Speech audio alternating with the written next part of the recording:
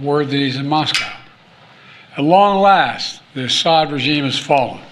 As we all turn to the question of what comes next, the United States will work with our partners and the stakeholders in Syria to help them seize an opportunity to manage the risks.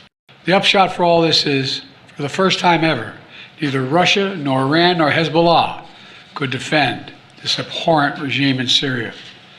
And this is a direct result of the blows that Ukraine, Israel have delivered upon their own self-defense with unflagging support of the United States. Our approach has shifted the balance of power in the Middle East. Through this combination of support for our partners, sanctions, diplomacy, and targeted military force when necessary, we now see new opportunities opening up for the people of Syria and for the entire region. Looking ahead, the United States will do the following. First, we'll support Syria's neighbors, including Jordan, Lebanon, Iraq, and Israel, should any threat arise from Syria during this period of transition. I will speak with leaders of the region in the coming days.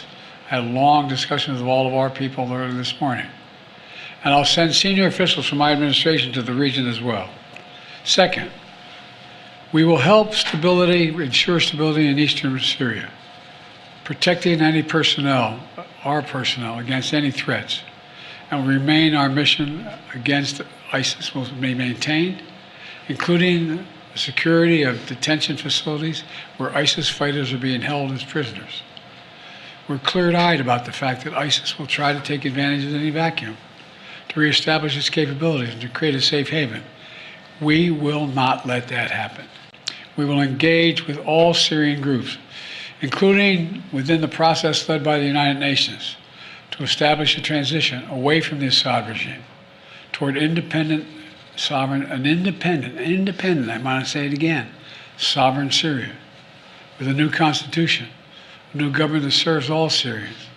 And this process will be determined by the Syrian people themselves. And the United States will do whatever we can to support them, including through humanitarian relief, to help restore Syria after more than a decade of war and generations of brutality by the Assad family. And finally, we will remain vigilant. Make no mistake, some of the rebel groups that took down Assad have their own grim record of terrorism and human rights abuses. We've taken note of statements by the leaders of these rebel groups in recent days, and they're saying the right things now. But as they take on greater responsibility, we will assess not just their words, but their actions.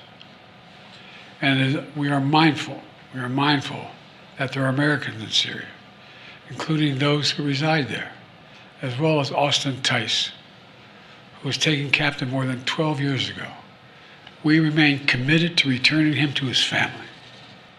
These past few days have been historic.